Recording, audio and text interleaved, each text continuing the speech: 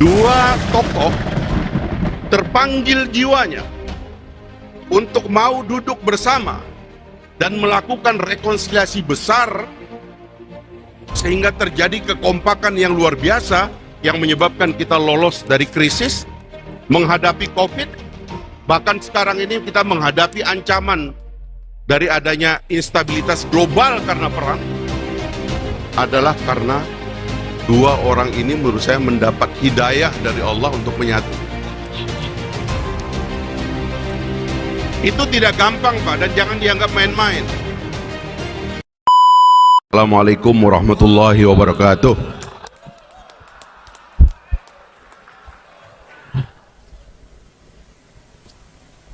Pak Dasko, tuan rumah, Mas Giono sebagai direktur, Pak Prabowo yang sama-sama kita harapkan, para senior yang hadir pada malam ini, para pimpinan partai politik dan juga para akademisi ini yang berbahagia. Saya juga tadi Pak Prabowo bilang, kamu ngomong sebentar. Saya banyak sekali sebenarnya ingin saya katakan. Dan memang forum malam ini penuh misteri juga.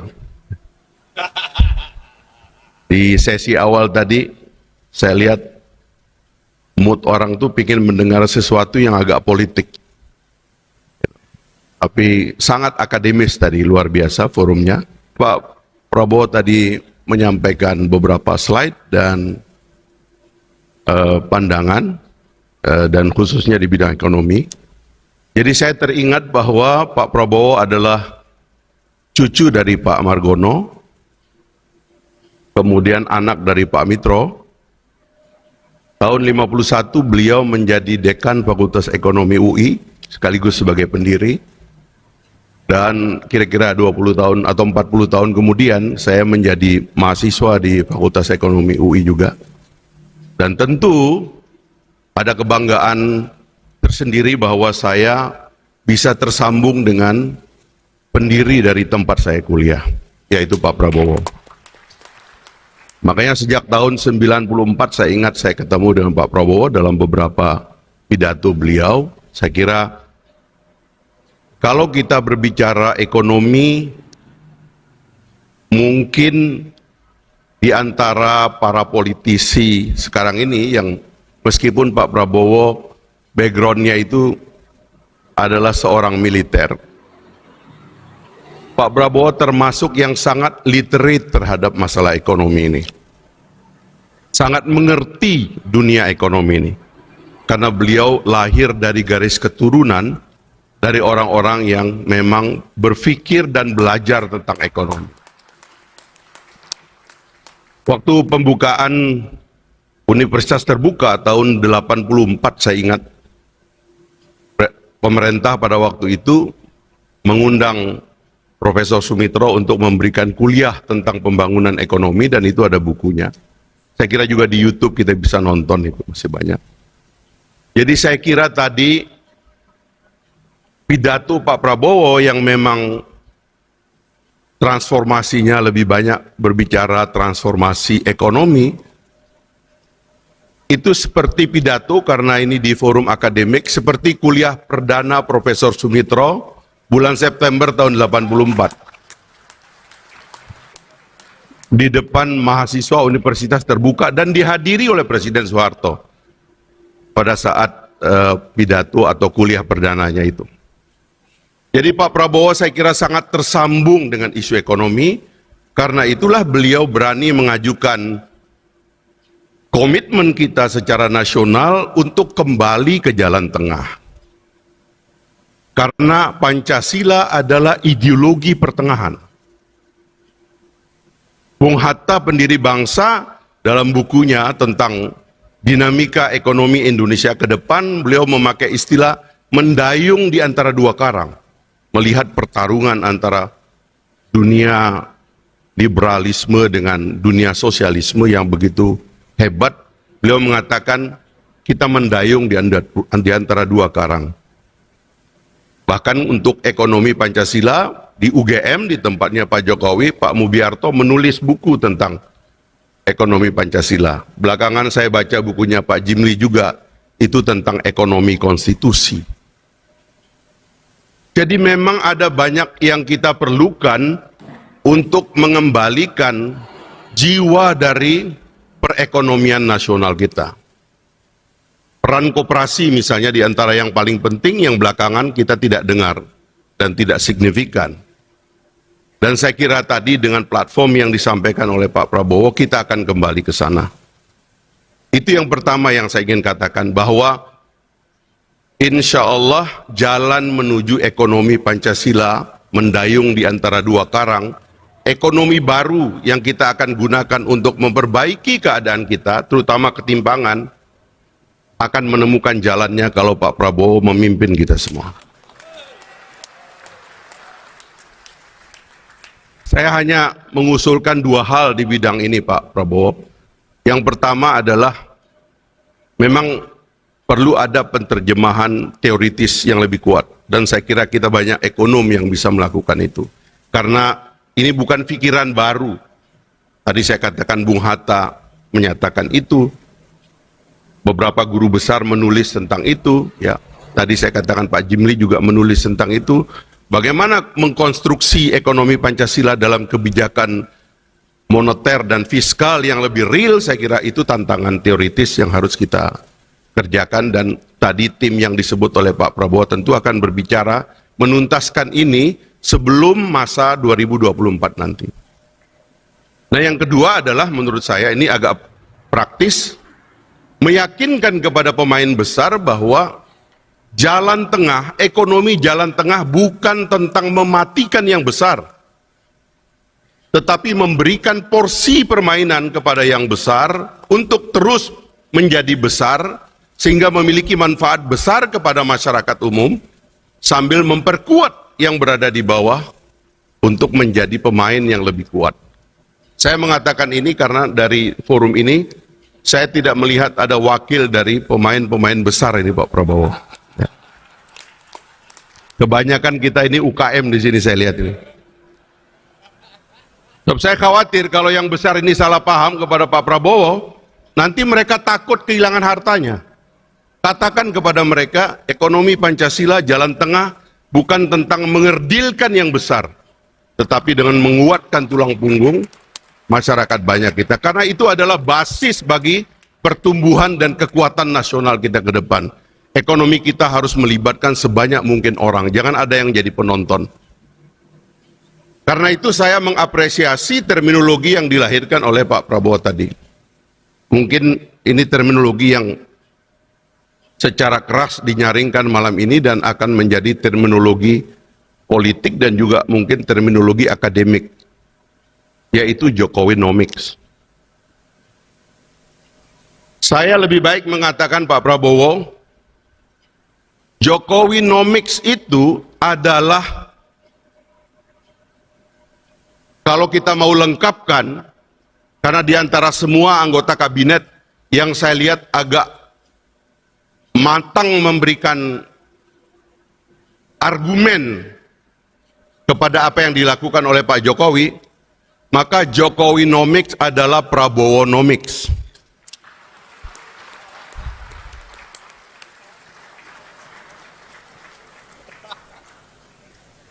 Saya ingin mengambil perhatian kita semua bahwa saya tidak main-main dengan istilah Prabowonomics adalah Jokowinomics dan sebaliknya Jokowinomics adalah Prabowonomics.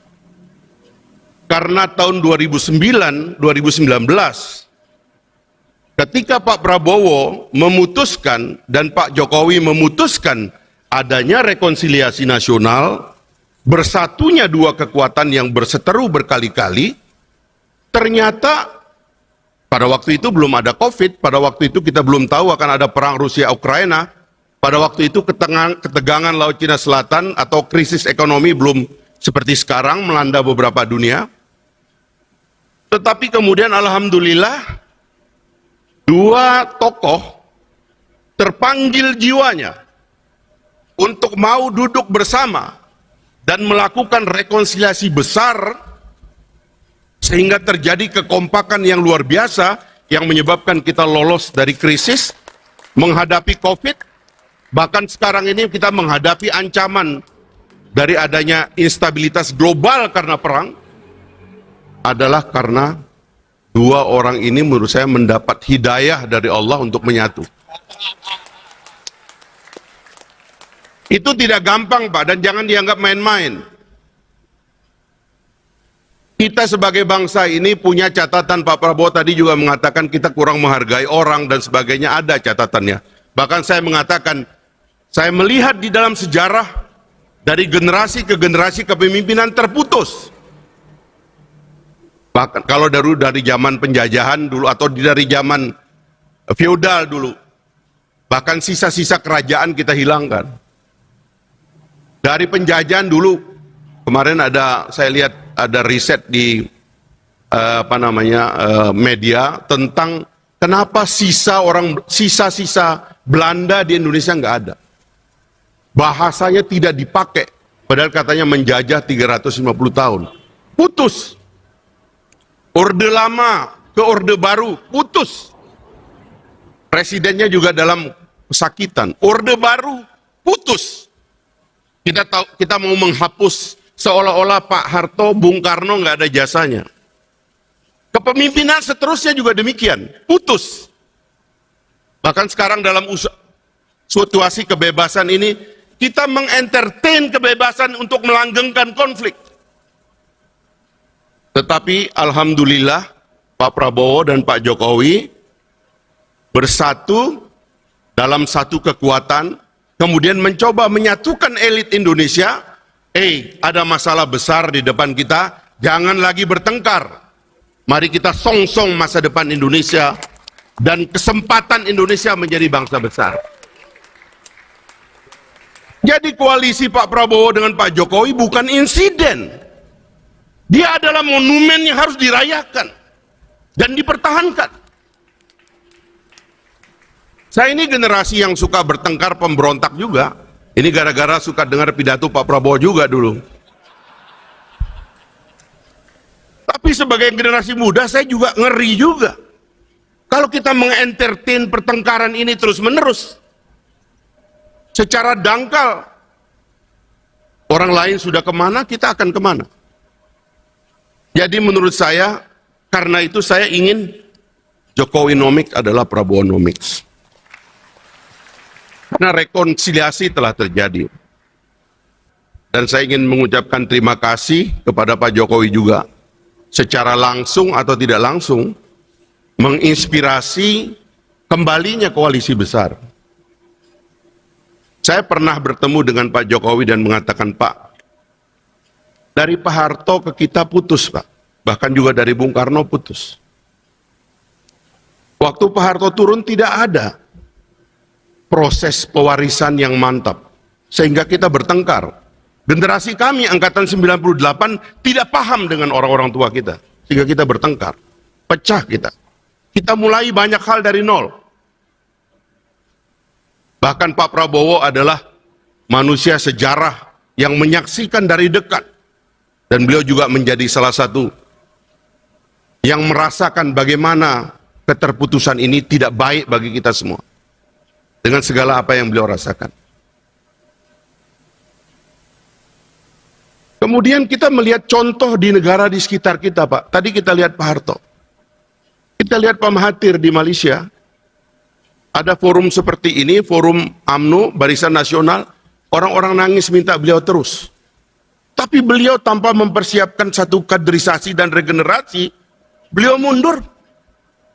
Ketika mundur, semua penggantinya dikritik. Yang mengantarkan beliau suatu hari kembali menjadi Perdana Menteri. Dan berakhir begitu cepat. Jadi tidak ada proses yang mulus. Mudah-mudahan Pak Anwar sekarang yang mimpin bisa memimpin rekonsiliasi bangsanya.